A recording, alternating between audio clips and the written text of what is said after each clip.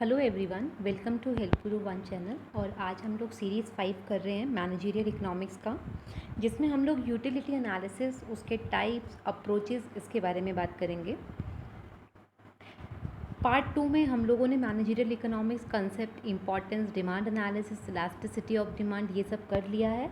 आप इसको एक पुरानी सीरीज़ में एक बार चेक कर सकते हैं। आज हम लोग यूटिलिटी एनालिसिस के बारे में बात कर रहे हैं और ये बहुत ही इम्पॉर्टेंट टॉपिक हो जाता है यूजीसी नेट के लिए भी, और जो बीकॉम या आपके एमकॉम के स्टूडेंट हैं, बीबीए एमबीए के स्टूडेंट्स हैं, उनके लिए भी ये टॉपिक बहुत इंपॉर्टेंट होता है, बिकॉज ये टॉपिक आपके लॉ ऑफ डिमांड से ही रिलेटेड होता है, थ्योरी ऑफ कंज्यूमर का एक पार्ट होता है। अब देखिए, वाई कंज्यूमर डिमांड दी कमोडिटी, क्या रीज़न है कि कंज्यूमर डिमांड करता है कमोडिटी की। अब जो आपका लॉ ऑफ डिमांड है एक्चुअली उसी की वजह से ही आपका यूटिलिटी एनालिसिस कंसेप्ट सामने आया, क्योंकि अब आप देखिए कि कंज्यूमर डिमांड क्यों कर रहा है किसी कमोडिटी की, या कंज्यूमर क्यों स्पेंड कर रहा है अपनी इनकम को डिफरेंट डिफरेंट गुड्स पे या डिफरेंट डिफरेंट सर्विसेज पे, क्यों कंज्यूमर इतना ज़्यादा डिमांड या अपनी इनकम को स्पेंड कर रहा है। देखिए क्यों, क्योंकि उसको सेटिस्फेक्शन चाहिए, और इस सेटिस्फेक्शन जो आता है वो कहाँ से आता है, जब वो कमोडिटी को कंज्यूम करता है। तो इसीलिए हम बोलते हैं कि जो सेटिस्फाइंग कैपेसिटी होती है किसी भी कमोडिटी की, उसी को हम यूटिलिटी बोलते हैं। देखिए, कंज्यूमर अगर किसी चीज़ को कंज्यूम कर रहा है तो उसको कुछ ना कुछ सेटिस्फेक्शन मिलेगा उससे, तो सेटिस्फेक्शन की वजह से ही वो क्या करता है, कमोडिटीज़ को डिमांड करता है। तो हम इसके अंदर यूटिलिटी एनालिसिस के अंदर हम यही स्टडी करते हैं कि कैसे कैसे किन किन फैक्टर्स पे कंज्यूमर जो होते हैं वो सेटिस्फाई हो सकते हैं, और हमें उस सेटिस्फेक्शन की वजह से ही उनके बिहेवियर को स्टडी करने का एक मेथड मिलता है। तो यूटिलिटी एनालिसिस जो बेसिकली एक टॉपिक है, ये आपका थ्योरी ऑफ कंज्यूमर का पार्ट होता है, कंज्यूमर बिहेवियर का पार्ट होता है, और ये जो टॉपिक था ये आपका लॉ ऑफ डिमांड से ही जनरेट हुआ था। तो अब अगर हम बात करें कि यूटिलिटी क्या होता है, यूटिलिटी का मतलब होता है सेटिस्फेक्शन। हम जब किसी भी कमोडिटी को, किसी भी गुड्स को, किसी भी सर्विसेज को कंज्यूम करते हैं तो उसको कंज्यूम करने से हमें एक सेटिस्फेक्शन मिलती है, उस सेटिस्फेक्शन को हम बोलते हैं utility. Utility is defined as the want satisfying power of a commodity. जैसे मैंने अभी आपको बताया कि कमोडिटी की जो सेटिस्फाइंग पावर है, जब हम उसको यूज़ कर रहे हैं तो उसको यूज़ करने से हमें जो सेटिस्फाइंग पावर मिल रही है उसी को हम बोलते हैं यूटिलिटी। अब मिसेस रॉबिन्सन ने क्या बोला, उन्होंने एक डेफिनेशन दिया। उन्होंने बोला कि utility is the quality of commodity that makes individual wants to buy them. कि यूटिलिटी बेसिकली कमोडिटीज़ की क्वालिटी होती है ना। क्या होती है कि कमोडिटीज़ की क्वालिटी होती है जो हर एक इंडिविजुअल को उसको ख़रीदने के लिए इंसिस्ट करती है। अगर आप किसी चीज़ से सेटिस्फाई हो गए, किसी चीज़ की कमोडिटी, किसी चीज़ से की क्वालिटी से आपको अच्छी लगेगी, तभी तो आप उस चीज़ को परचेज़ करोगे। तो यूटिलिटी बेसिकली कमोडिटीज़ की क्वालिटी उन्होंने बोला, क्यों, जिससे इंडिविजुअल अपने वॉन्ट्स को, जो वो चाहते हैं, उन सब चीज़ों को खरीद सकें। अब अकॉर्डिंग टू हिब्डन ने बोला कि utility is the quality of a good to satisfy a want. कि यूटिलिटी बेसिकली गुड्स की वो क्वालिटी होती है जो हमारी वांट्स को सेटिस्फाई करती है। फिर से वही चीज़ आती है कि यूटिलिटी बेसिकली एक सेटिस्फाइंग पावर होती है, और यूटिलिटी का मतलब होता है कि जिसमें आप किसी कमोडिटी को कंज्यूम करने के बाद जो आपको सेटिस्फेक्शन मिलेगी, उस वांट सेटिस्फेक्शन पावर को ही हम यूटिलिटी बोलते हैं। और यूटिलिटी हमेशा पर्सन टू पर्सन डिफरेंट होती है। हो सकता है मेरी यूटिलिटी अलग है, मेरी सेटिस्फेक्शन पावर अलग है, आपकी यूटिलिटी अलग है, आपकी सेटिस्फेक्शन पावर अलग है। तो यूटिलिटी जो होता है वो पर्सन टू पर्सन वेरी करता है। देखिए, अगर मैं बोलूँ कि मुझे मैंगो, मैं 2 मैंगो खा के या 3 मैंगो खा के सेटिस्फाई हो जाती हूँ, तो वो मेरी यूटिलिटी हुई। अगर हो सकता है किसी और को 4 मैंगोज़ बहुत ही ज़्यादा अच्छे लगते हों, 4, 5, 6 मैंगोज़ तक खा सकते हैं, तभी भी उनकी सेटिस्फेक्शन पावर कंप्लीट नहीं हो पाती। तो हर एक पर्सन टू पर्सन इसलिए हम बोला जाता है कि यूटिलिटी डिफ़र करती है। अब काइंड्स ऑफ यूटिलिटी, यानी कि हम अगर टाइप्स की बात करें तो दो टाइप की यूटिलिटी होती है, एक होती है मार्जिनल यूटिलिटी और एक होती है टोटल यूटिलिटी। मार्जिनल यूटिलिटी के बारे में अगर हम बात करें तो सिंपल टर्म्स में ध्यान रखिएगा, मार्जिनल यूटिलिटी जो होती है वो होती है एक additional unit of any commodity. किसी भी कमोडिटी का जो एडिशनल यूनिट होता है, जो हम एडिशनल यूनिट कंज्यूम करते हैं, उसको हम बोलते हैं marginal utility. Marginal utility basically utility drive होती है आपकी लास्ट और मार्जिनल यूटिलिटी ऑफ कंजप्शन से, और ये जैसे मैंने अभी आपको बोला एडिशनल यूटिलिटी ड्राइव होती है आपकी extra unit of given commodity. जो भी हम परचेस कर रहे हैं, जो भी हम कंज्यूम कर रहे हैं, जो एक एक्स्ट्रा है, उस एक्स्ट्रा से जो एडिशनल यूटिलिटी हमें मिल रही है उसको हम बोलते हैं मार्जिनल यूटिलिटी। जैसे एक पर्सन है, ठीक है ना, उसकी कंजप्शन पर when a person increase the consumption of egg from 1 egg to 2 egg। अब अगर कोई पर्सन है वो अपनी कंजप्शन इंक्रीज़ करता है एग की, कैसे 1 एग से लेके 2 एग पर, तो टोटल यूटिलिटी इंक्रीज़ हो रही है, वो कितनी हो रही है 30 से 45 यूटिलिटी। अब मार्जिनल यूटिलिटी का मतलब होता है जब आप 45 को 30 में से माइनस करोगे दैट इज़ 15 यूटिलिटी। तो ये आपकी मार्जिनल यूटिलिटी, यानी कि जो मार्जिनल यूटिलिटी होती है वो आपकी टोटल यूटिलिटी और टोटल यूटिलिटी से जो एक कम पार्ट होता है उन दोनों को माइनस करने से मिलती है। तो यूटिलिटी यानी कि आपकी मार्जिनल यूटिलिटी होती है कि इसमें 15 यूटिलिटी यानी कि 45 माइनस 30 आपका मार्जिनल यूटिलिटी है। मार्जिनल यूटिलिटी का बेसिकली जो फॉर्मूला होता है वो होता है कि marginal utility that is total utility minus total utility n minus 1। जैसा कि अभी इसके अंदर ही था कि जस्ट अ मिनट, जैसा अभी इसके अंदर ही था कि आपके पास टोटल यूटिलिटी जो पहले एग खा की थी वो 30 थी, फिर 45 हुई। तो अगर मार्जिनल निकालनी है तो मार्जिनल कैसे निकल जाएगी, 45 माइनस 30 दैट इज़ 15 आपकी मार्जिनल यूटिलिटी है। मार्जिनल यूटिलिटी जो होती है वो बेसिकली टोटल यूटिलिटी जो हमने ड्राइव करी है और जो 1 लेवल उसकी प्रीवियस था, उन दोनों को माइनस करने से जो हमें यूटिलिटी मिलती है उसको हम बोलते हैं मार्जिनल यूटिलिटी। मार्जिनल यूटिलिटी आपकी पॉजिटिव भी हो सकती है, नेगेटिव भी हो सकती है और ज़ीरो भी हो सकती है। Next that is total utility. क्या होती है टोटल यूटिलिटी, होती है जो आपकी एग्रीगेट मार्जिनल यूटिलिटी होती है, उसको हम बोलते हैं टोटल यूटिलिटी। यानी कि टोटल यूटिलिटी मतलब टोटल सेटिस्फैक्शन, जो हमें अलग अलग यूनिट से, हर एक यूनिट से सेटिस्फैक्शन मिल रही है, अगर हम उन सबको ऐड कर देते हैं तो हमें मिलती है टोटल यूटिलिटी। जैसे एक पर्सन है, उसने कंज्यूम किए एग और उसको मिला 50 की यूटिलिटी, तो 50 उसकी टोटल यूटिलिटी होगी। This total utility is the sum of utility from the successive unit. जैसे 30 utils from the first egg, 15 जो मिली है वो सेकंड से मिली, 5 जो मिली वो थर्ड से मिली। तो अगर हम इन सबको ऐड कर दें तो कितना हो जाएगा, 30 प्लस 15 प्लस 5 दैट इज़ 50। तो टोटल यूटिलिटी का मतलब होता है कि जितने भी आपने अलग अलग यूटिलिटी आपको अलग अलग कमोडिटीज़ से कंज्यूम करके मिलती हैं, उन सबको अगर आप ऐड कर दोगे तो ऐड करने के बाद आपकी जो यूटिलिटी आएगी दैट इज़ टोटल यूटिलिटी। अब देखिए, इससे इन दोनों के बीच में एक रिलेशनशिप समझ आएगी कि इन दोनों के बीच में क्या रिलेशनशिप होती है। देखिए, अब unit of apple consume daily, अगर आपने एक एप्पल खाया तो उससे जो आपको टोटल यूटिलिटी मिली दैट इज़ 7। आपने 2 एप्पल खाए तो उससे आपको टोटल यूटिलिटी मिली 11। 3 एप्पल आपने खाए तो उससे आपको टोटल यूटिलिटी मिली 13। 4 एप्पल खाने से 14 मिली, 5 खाने से 14 मिली और 6 खाने से आपको 13 की यूटिलिटी मिली। अब मार्जिनल यूटिलिटी, जैसे मैं आपको बोला था टोटल यूटिलिटी में माइनस कर देते हैं, तो अभी 7 minus 0 that is 7, 11 minus 7 4, 13 minus 11 that is 2, 14 minus 13 that is 1 और 14 माइनस 14 दैट इज़ 0 और 13 माइनस 14 दैट इज़ -1। तो अभी मैंने आपको एक चीज़ बोली कि जो मार्जिनल यूटिलिटी होती है वो पॉजिटिव भी होती है, नेगेटिव भी होती है और ज़ीरो भी होती है। जब मार्जिनल यूटिलिटी आपकी ज़ीरो पॉजिटिव होती है उस कंडीशन पे क्या होता है, जब आपकी मार्जिनल यूटिलिटी ज़ीरो होती है उस कंडीशन पे क्या होता है, और जब आपकी मार्जिनल यूटिलिटी नेगेटिव होती है उस कंडीशन पे क्या होता है। ये एक बहुत इंपॉर्टेंट चीज़ है जो आपसे पेपर में भी पूछी जाती है। अब हम इसकी ये डायग्राम देखते हैं। अब एप्पल कितने कंज्यूम हुए थे, 1 2 3 4 5 एंड 6। अब टोटल यूटिलिटी कितनी मिल रही थी वो हमने यहाँ पे मार्जिनल यूटिलिटी कितनी मिल रही थी वो हमने यहाँ पर डाल दिया। टोटल और मार्जिनल यूटिलिटी यानी कि जो टोटल था वो हमने यहाँ पे शो कर दिया मैक्सिमम तक। अब हम एक देख रहे हैं कि टोटल यूटिलिटी यानी कि दिस ग्राफ, दिस पॉइंट, और marginal utility that is mean this one.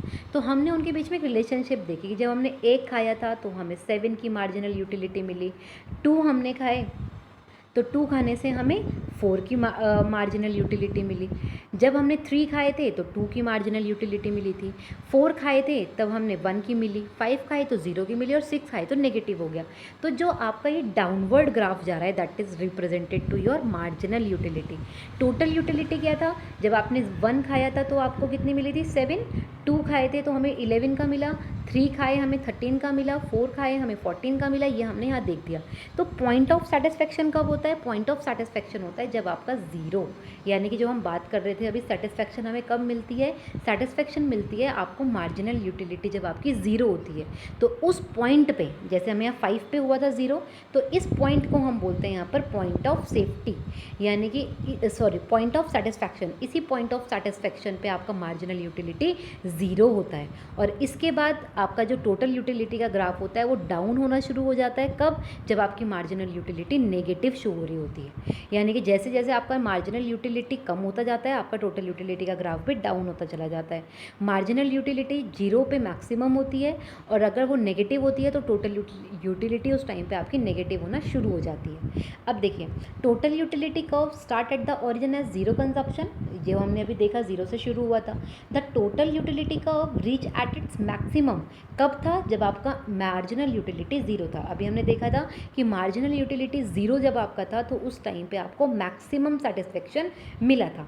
Marginal utility का कर्व आपका नीचे फॉल थ्रू द ग्राफ नीचे से जाता है। A special point occur when the consumer consume 5th apple ही गेन्स नो मार्जिनल यूटिलिटी, ठीक है ना, क्योंकि 4 जब हमने खाए थे, देखिए जब हमने इससे पहले यहाँ पे 4 की बात की थी तो हमारे पास यहाँ पे फिर भी एक की सेटिस्फेक्शन थी, पर जब हमने 5th वाला खाया तो हमारे पास तो 0 हो गया, हमारी सेटिस्फेक्शन ही 0 हो गई। तो यानी कि हम ये वाली बात कर रहे हैं कि 5th एप्पल पे जो मार्जिनल यूटिलिटी थी वो आपकी नो मार्जिनल यूटिलिटी आई, ठीक है ना। After this point marginal utility आपकी नेगेटिव होनी शुरू हो जाती है। Marginal utility can be drive from the total utility curve and it is the slope of the line joining two adjoint quantities on the curve. तो ये जो पूरा डायग्राम है बेसिकली वो शेड्यूल से ही रिलेशनशिप शो कर रहा है। आपको ध्यान रखना है कि इन तीनों के बीच में क्या रिलेशनशिप होती है, 3 होती है कि मार्जिनल यूटिलिटी 0 है। 0 कब है, जब आपका टोटल यूटिलिटी आपकी मैक्सिमम कब होती है, मैक्सिमम होती है कि जब आपकी मार्जिनल यूटिलिटी 0 हो जाती है। टोटल यूटिलिटी आपकी नेगेटिव डाउन कब होनी शुरू होती है, जब आपकी मार्जिनल यूटिलिटी नेगेटिव होती है, और जब तक आपकी मार्जिनल यूटिलिटी पॉजिटिव चल रही होती है तब तक आपका टोटल यूटिलिटी का ग्राफ अपवर्ड चल रहा होता है। अब हम अप्रोचेस देखिए तो 3 अप्रोचेस होती हैं यूटिलिटी में, या मेज़रमेंट। आप यूटिलिटी को कैसे मेज़र कर सकते हो, 3 चीज़ों से मेज़र कर सकते हो। एक होता है कार्डिनल अप्रोच, एक होता है ऑर्डिनल अप्रोच, और एक होता है रिवील्ड प्रेफरेंस अप्रोचेस। तीनों के लिए मैंने अलग अलग वीडियोज़ बनाई हैं, तो आज हम कार्डिनल अप्रोच के बारे में ही बात करेंगे। कार्डिनल अप्रोच बेसिकली जो होता है वो आपकी मार्शल और पियाजो ने दिया था, जिसमें वो काउंटिंग नंबर्स की बात कर रहे थे कि आप यूटिलिटी को मेज़र कर सकते हो काउंटिंग नंबर्स में। ऑर्डिनल जो होता है उसको इंडिफरेंस कर्व बोलते हैं। ऑर्डिनल को हम रैंक के अकॉर्डिंग मेज़र कर सकते हैं। और third one that is your revealed preference approaches, ये आपका सेमिल्सन ने दिया था, और इन्होंने बोला था कि जो आप हर एक कंज्यूमर होता है उसकी कुछ प्रेफरेंसेस होती हैं, और उनकी जो प्रेफरेंस होती है वही रिवील्ड करती है कि कितना सेटिस्फेक्शन उसको किस चीज़ से मिलता है। तो ये तीनों के तीनों आपकी यूटिलिटी की अप्रोचेज़ हैं। बहुत ही ज़्यादा पेपर में पूछने वाली और इम्पॉर्टेंट टर्म हो जाती है ये। तो कार्डिनल अप्रोच क्या होती है, कार्डिनल अप्रोच होती है बेसिकली, ये आपकी नियो क्लासिकल इकोनॉमिक्स ने दी थी, जिन्होंने क्या बोला कि यूटिलिटी को आप मेज़र कर सकते हो। और कैसे आप उसकी सेटिस्फेक्शन को मेज़र कर सकते हो, क्वांटिटेटिव नंबर्स में 1 2 3 सो ऑन। आप कार्डिनल अप्रोच बेसिकली एक चीज़ बोल रहा है कि वो कहता है कि यूटिलिटी को आप मेज़र कर सकते हो मनी रिलेटेड स्केल्स में, और ये आपका मार्शल और पियाजियो ने दिया था। Utility can measure according to cardinal number. Cardinal number होती हैं आपके जो आपके काउंटिंग नंबर्स होते हैं, यानी कि कार्डिनल नंबर वो नंबर्स होते हैं जिनको आप ऐड भी कर सकते हो, सब्ट्रैक्ट भी कर सकते हो। अब जो प्राइस होती है किसी भी कंज्यूमर किसी भी कमोडिटी की, जिसको कंज्यूमर रेडी टू पे है, देना, पैसे दे देना चाह रहा है, उसी को वो बोलते हैं मेज़र ऑफ यूटिलिटी। जैसे कोई राम है, अगर राम 4 रुपीज़ का पेन खरीद रहा है, इसका मतलब वो तैयार है 4 रुपये देने के लिए, तो हम उस 4 रुपीज़ को बोल रहे हैं यूटिलिटी। यानी कि यहाँ पे जो वो बात करते हैं कार्डिनल अप्रोच में, मार्शल और प्याजू, उन्होंने ये बात करी कि आप अगर सेटिस्फैक्शन को काउंट करना चाहते हो ना, तो सेटिस्फैक्शन को आप काउंट कर सकते हो as per your cardinal number, as per your paying capacity. जिस चीज़ को देने के लिए आप रेडी टू पे हो, वही आपकी यूटिलिटी बन जाती है। कार्डिनल अप्रोच के 3 फीचर्स हैं, जैसे एक है सब्जेक्टिव, एक है रिलेटिव और एक है नॉट असेंशियली यूजफुल।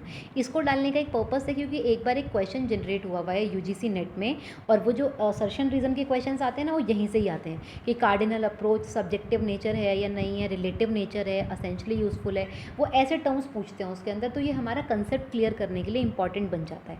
सब्जेक्टिव का मतलब होता है कि बेसिकली जो आपका कार्डिनल अप्रोच है वो क्या डील करता है, mental satisfaction of a man, कि जो मैन होते हैं उनकी मेंटल सेटिस्फैक्शन को डील करता है, और जो हर एक पर्सन की अलग अलग होती है, इसलिए हम इसको बोलते हैं कि ये सब्जेक्टिव है, कि कार्डिनल अप्रोच जो होती है वो सब्जेक्टिव होती है। सब्जेक्टिव इसलिए होती है क्योंकि हर एक की मेंटल सेटिस्फैक्शन, मैंने पहले ही आपको बोला था, utility differ person to person होती है, तो आप कभी भी एक इंसान की सेटिस्फैक्शन सेम नहीं हो सकती, तो इसीलिए वो मेंटल सेटिस्फेक्शन को डील करता है, और हर एक पर्सन की जो सेटिस्फेक्शन होती है, यूटिलिटी होती है, वो डिफरेंट होती है, इसलिए ये सब्जेक्टिव नेचर में होता है।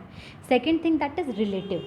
रिलेटिव की अगर हम बात करें कि रिलेटिव क्या हुआ, रिलेटिव का मतलब होता है कि ये कभी भी सेम नहीं आएगा, ठीक है ना, कभी भी हर एक पर्सन की यूटिलिटी सेम नहीं होगी, यानी कि हर एक कमोडिटी की यूटिलिटी अलग अलग होती है, और ये वेरी करती है according to time, according to place. कैसे, देखो, अगर एसी की बात करें तो एसी विंटर्स में उसकी सेटिस्फेक्शन अलग होगी, समर में उसकी सेटिस्फेक्शन अलग होगी। तो आप इसलिए नहीं बोल सकते कि जो कार्डिनल अप्रोच होता है वो रिलेटिव नहीं है, वो रिलेटिव होता है। क्यों? क्योंकि वो हमेशा एक कमोडिटी हमें सेम टाइप की सेटिस्फेक्शन नहीं दे सकती, वो according to time, according to place, according to person हमेशा अलग हो जाती है। जैसे मैंने अभी आपको एसी का एग्जांपल दिया, अब अगर हम एसी को ही देखें तो समर्स में जितनी ज़्यादा सेटिस्फेक्शन वो हमें दे सकता है, उतना ज़्यादा क्या वो हमें विंटर में देगा? नहीं देगा ना, तो इसलिए वो रिलेटिव नेचर में हुआ।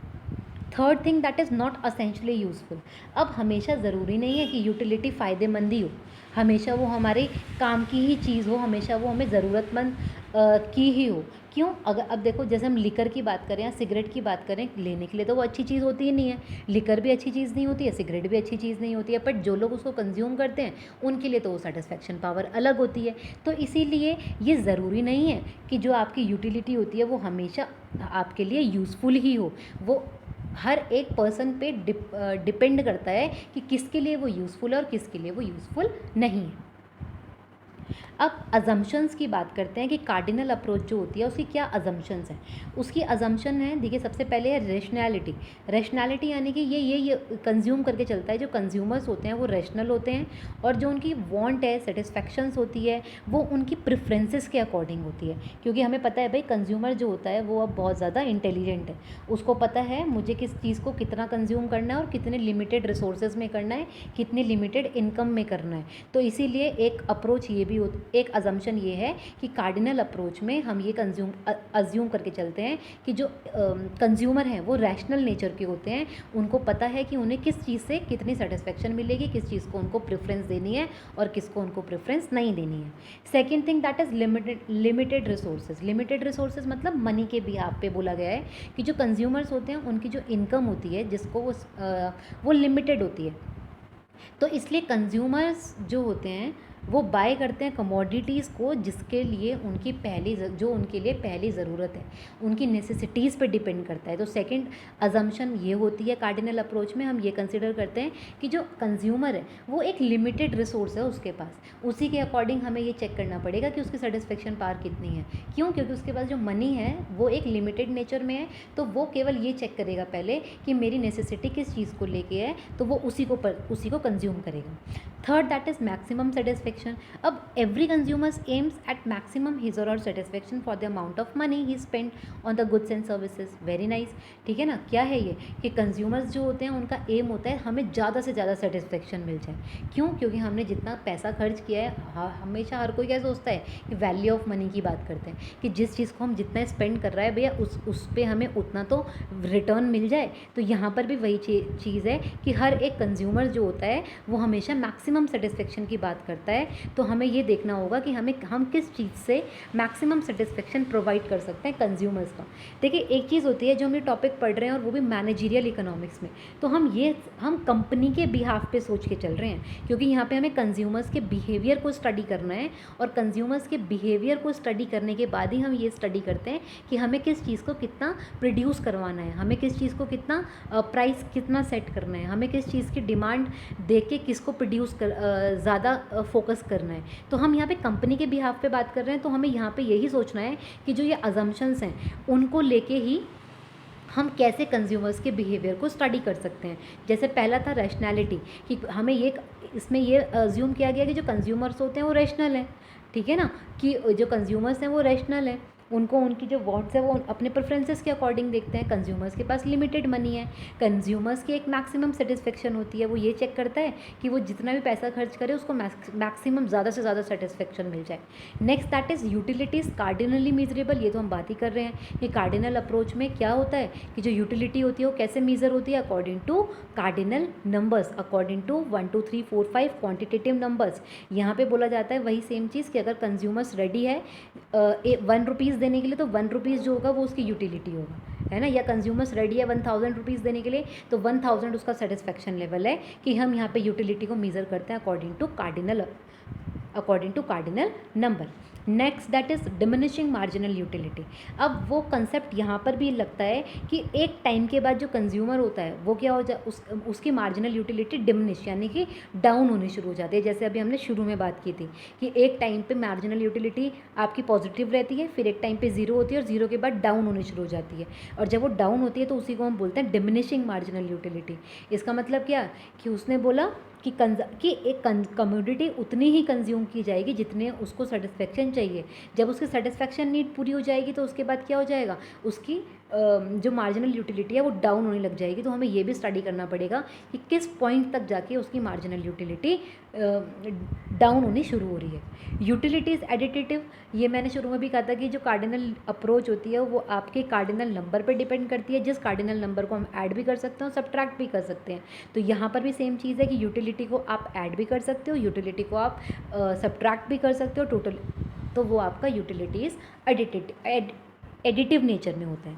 अब सेम देखिए, ये आपकी अजम्पशंस की हमने बात कर ली, ये आपकी कार्डिनल अप्रोच से रिलेटेड मैंने कोशिश किया सब चीज़ें इसके अंदर ऐड ऑन हो जाए. क्योंकि कुछ लोग क्या होता है कार्डिनल अप्रोच तो पढ़ लेते हैं बट उससे रिलेटेड अजम्पशन, उससे रिलेटेड फीचर्स, उससे रिलेटेड कौन कौन सी चीज़ें हैं वो आपको नहीं पता होती. तो इसीलिए मैंने उसमें सब चीज़ें इंक्लूड करी हैं. नेक्स्ट टॉपिक हम लोग पढ़ेंगे इंडिफरेंस कर्व के बारे में, यानी कि ऑर्डिनल अप्रोच के बारे में. क्योंकि दोनों ही अप्रोच ऐसी हैं जो आपकी बहुत ही ज़्यादा इंपॉर्टेंट है, एग्जाम में पूछे जाने वाले टॉपिक हैं और हर साल UGC नेट का फेवरेट टॉपिक है जो वो देते ही देते हैं. तो इन टॉपिक्स को आप ध्यान से पढ़िएगा. कोई भी डाउट होगा तो आप लोग मुझे कमेंट सेक्शन में डाउट्स बता सकते हैं. तो आज की क्लास के लिए इतना ही. Thank you so much. Keep learning with help guru one and all the very best for exam.